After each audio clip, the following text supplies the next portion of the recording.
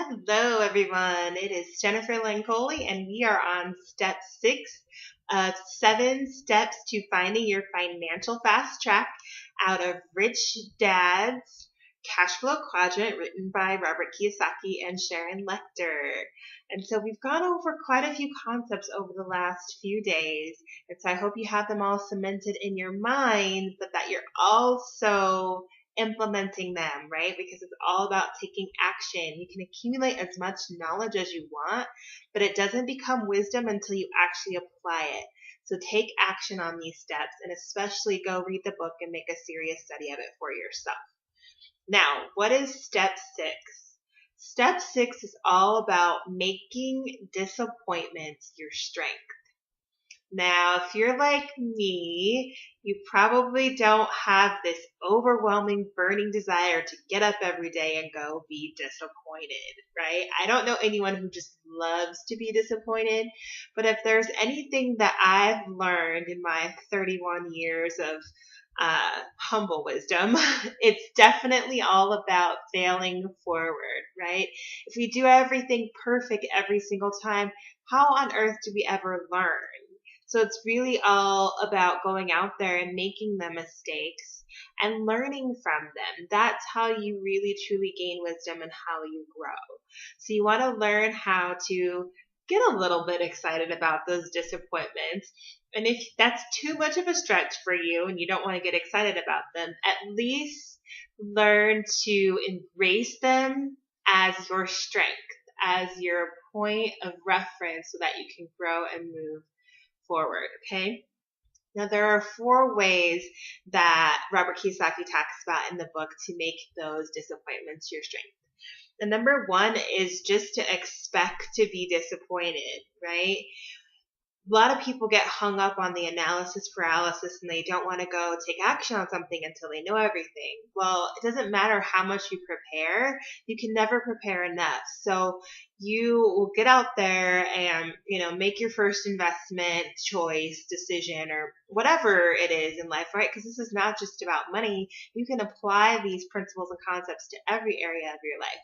So you can do all the preparation, get ready, go out there and experience something, and then, something comes and hits you from left field because you can never prepare enough. So really it's all about getting out there, taking action, and expecting to be disappointed. Knowing that there's going to be something that probably comes up that you need to regroup and learn from, which is why the second thing that you can do is to make sure that you have your mentors close by, right? So that if you do go ahead and decide to make that investment in, your first real estate deal, and you're trying to negotiate things and something's not necessarily going your way, you take a deep breath, regroup, go present the situation to your mentors, gain some insight from them, and those mentors are experienced real estate investors, right, who are successful and already doing it. That's a mentor, someone who's been there, done that, created success. So you get some insight from them, go back, apply that insight, and turn that situation around to serve you, right? So expect to be disappointed, but have your mentors right there to help support you through that disappointment and turn it into a success. Third thing you can do is be kind to yourself. How often and easy is it to beat yourself up because you think things should go a certain way? And maybe you don't do this, but I know I've been guilty of it in the past. I used to think that everything had to be perfect. It had to go right. And if something went wrong, it was all my fault. And what did I do wrong? And, down this yucky rabbit hole of just poo, right? Who wants to sit in a cesspool of poo? I certainly don't.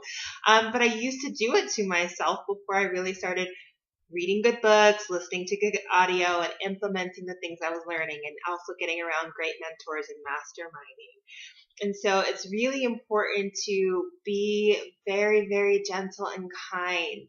You are learning. You are going to make mistakes, and that is how you learn. So be your own best friend. Be your own number 1 fan.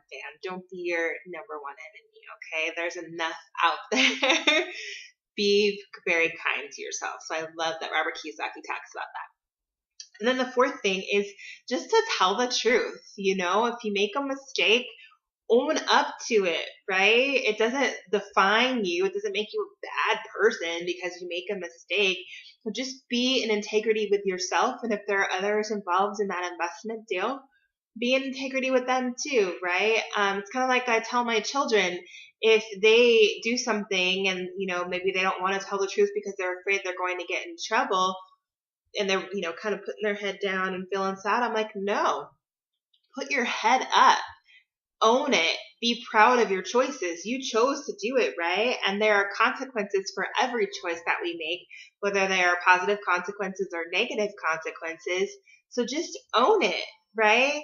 Learn from it and move on. It doesn't define who you are. So those are the 4 different ways that you can certainly make disappointment your strength.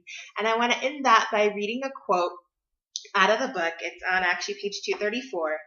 And it says, the size of your success is measured by the strength of your desire, the size of your dream, and how you handle disappointment along the way.